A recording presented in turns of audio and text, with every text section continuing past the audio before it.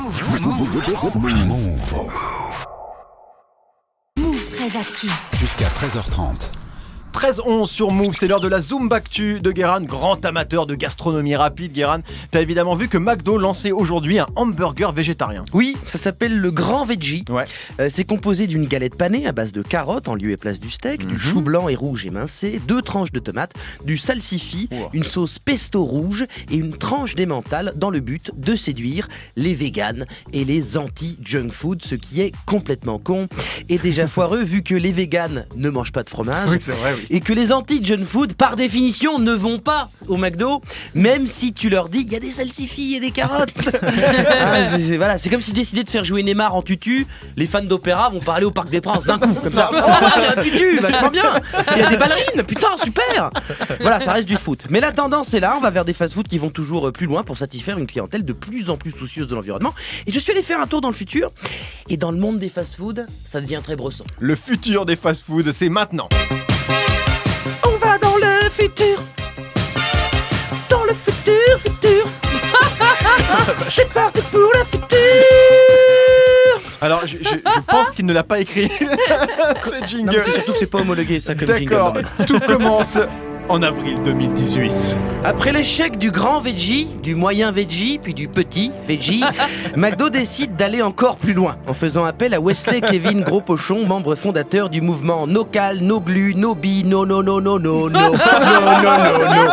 C'est-à-dire no calories, no gluten, non binaire, intersectionnel, bicurieux et fan des années 90.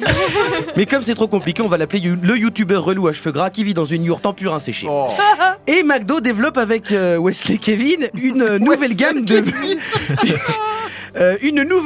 menus, le menu Small Mac. Wesley Kevin, c'est quoi le Small Mac? Alors le Small Mac, c'est l'exact contraire du Big Mac, c'est une toute petite boîte minuscule, boîte que tu ouvres et qui délivre une puissance et délicieuse odeur de Big Mac.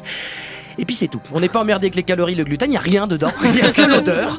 Et ça coûte 9,50€. Ah ouais. Si on a encore faim, on peut compléter par une boîte de nuggets. C'est comme une boîte de nuggets, mais il n'y en a pas dedans. Il n'y a que l'odeur de poulet dépressif qui n'a jamais couru. D'accord, alors en parlant de poulet, on est comment dans le futur chez KFC? 2021, fini les poulets en batterie. KFC s'est mis à tous les types de volatiles et autres animaux, uniquement trouvés à proximité des restaurants pour être dans la tendance locavore. On trouve donc des buckets de wings de chauve-souris du grenier, des filets de pigeons écrasés, du hérisson et d'autres divers petits rongeurs. Ah ouais, ça vend du rêve, merde.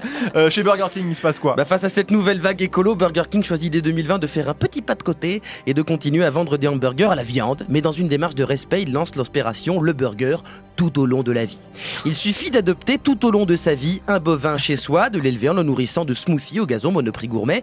Il faut lui faire regarder des documentaires de Nicolas Hulot et attendre qu'il meure de vieillesse environ 20 ans plus tard. Ah ouais. Et là, on peut amener l'animal sans vie à pied, sur son dos pour un meilleur bilan carbone. C'est important. Chez Burger King, qui vous fournit la plancha chaude, un barbecue et des sauces, qui s'occupe de récupérer la peau de l'animal pour la revendre à Decathlon, qui développe sa nouvelle gamme de tentes Quechua Cruelty Free en peau d'animal mort de vieillesse. Ah, ça fait rêver. Donc tout le monde fait ça, tous les fast-food deviennent écolos. Ah bah non, pas tous. Évidemment, chez Pizza Hut, en 2021, on en a strictement rien à carrer de cette tendance. Au contraire, le patron de la franchise, Patrice Pizza Hut, annonce dans une note interne, devant cette tendance de mou du cul à cheveux longs qui mange des graines de courge en chantant du Christine and the Queen, on change rien les man, on va plus loin.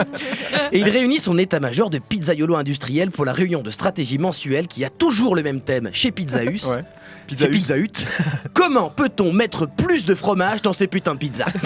Après avoir mis du fromage dans la croûte, remplacer la croûte par des cheeseburgers et des hot dogs fourrés au fromage, le défi est putain de grand. Avec la nouvelle création pour la Coupe du Monde 2022, la Maxi Total Cheesy va être la révolution. La première pizza avec 17 fromages, servie dans une boîte en croûte de pizza fourrée au fronton. Et c'est pas fini. En 2022, en 2024, Pizza Hut va devenir carrément une fromagerie. C'est plus simple, là. Qui livre des camemberts Tex-Mex curry rôtis en moins de 30 minutes. Magnifique. C'est très bresson. Alors, c'est très sombre, le futur de ce dont ton cerveau malade, Guérin. Oui. Je tiens à le dire. Vous écoutez Move. Move.